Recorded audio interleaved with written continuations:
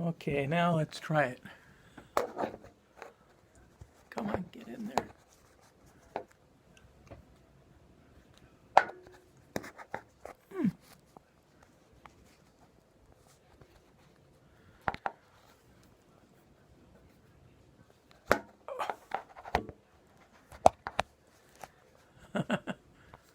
There, I got it. Tricky little thing made out of duct tape that I have to slip that old 5S phone into that I have stuck to the top of my music sheet holder.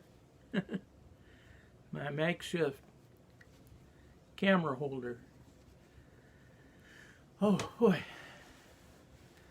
There's so many things to talk about, and it's so difficult. I've been isolated here for such a long time.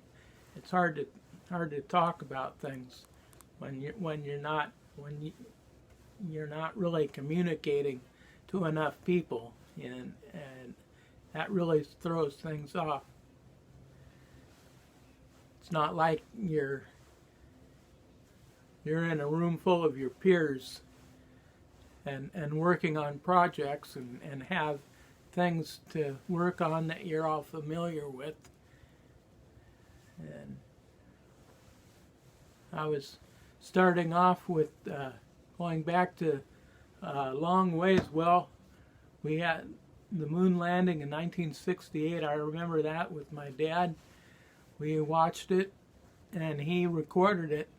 It must have been, whose was it? John Glenn was the guy that talked about, made the famous recording of his One Small Step for Mankind, or One Small Step for Man and One Giant Step for Mankind. I forgot exactly what the words they were that he said. And they left their footprint in the dirt at the moon, on the dirt moon. Moon dirt. What do you call it up there? Moon dust. And boy, they're going to have a station up there pretty soon. We watched that. We watched them, the lift off and going up there, and then the landing. That was sure something. I went out and I sat on the curb. I could look up to the sky, and the moon was right overhead. And here they were on the TV in the garage, converted garage, and they had landed on it. And boy, was that ever mind-boggling to me. Looking up at the moon, and there they are. And that was really something. All the changes we've gone through.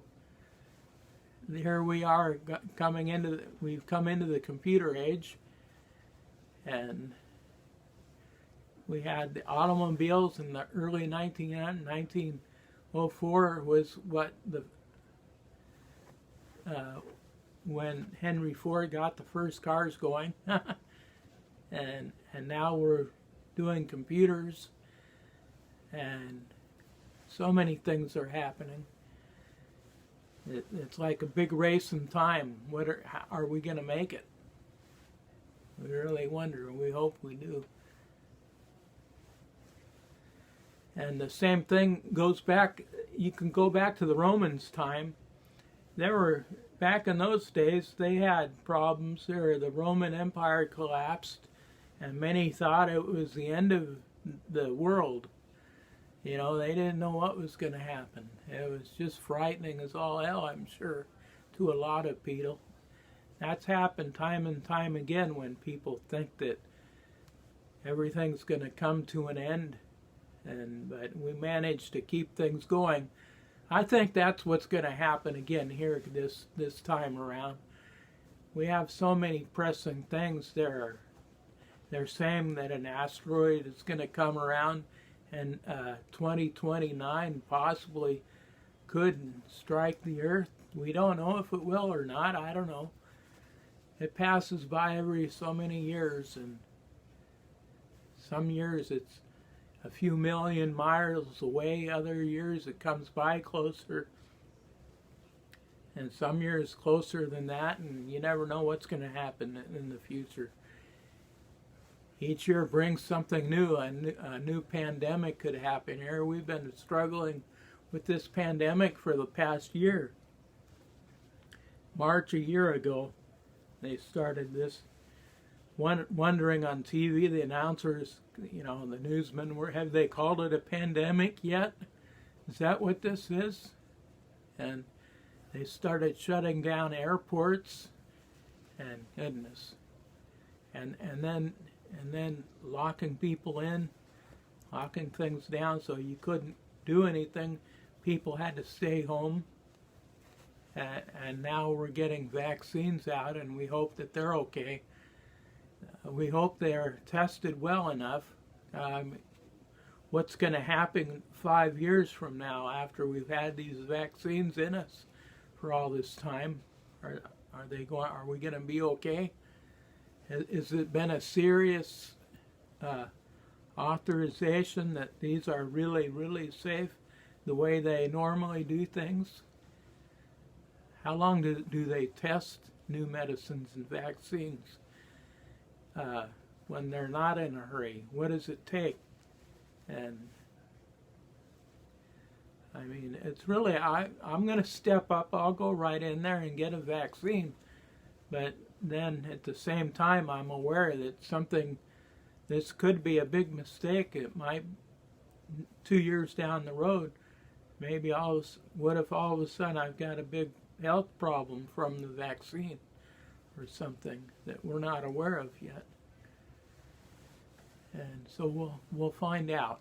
But and we get to this SpaceX, and they sure do seem to be in a rush to get those starships up in the air. Boy, they had a static fire today, and it got this morning. It went well apparently, and now it looks like on the 24th. Maybe they'll be able to do it tomorrow. Maybe they said the 24th. If the static fire didn't work out today, they could do it tomorrow. So we might see a Starship launch tomorrow, maybe. I don't know. But, boy, that's really something. That's exciting stuff.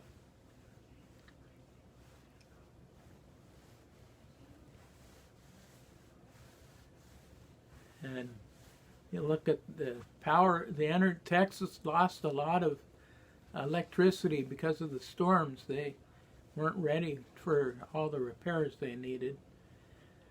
And here, what if something happens here? I'd love to have solar power in here on my mobile home. I'd like to have solar panels on every one of these mobile homes in this park. I think that'd be wonderful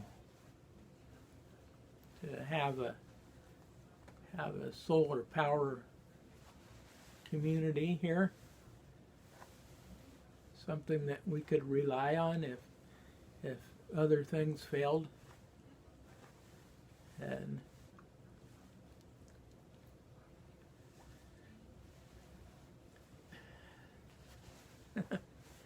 there's so many things going on. And electric vehicles. I had a electric hub in my tricycle in the front wheel, and that worked. It said it would go 22 miles or so, but it kind of failed me and wound up only going 5 to 7 miles, and so I couldn't use it as much as I wanted. And then it was a Schwinn Meridian trike, and I tipped over 3 times, and that was enough. I put a stop to that. I got rid of it, sold it, and that way I can't tip over on it now. So I feel a lot better. Though I do have to walk everywhere. It's 3/4 of a mile to a mile to the bus stop, and so I get my exercise that way. And Anyway, well, I think I've covered enough ground. But it would be nice. The guy next door to me has an electric vehicle. I think it's a Ford Fusion. I don't even hear it when he comes in and leaves, comes in and goes. And, well, okay, that's good for now. Let me try this out. Okay, thank you. This is Jim Reinhardt signing off.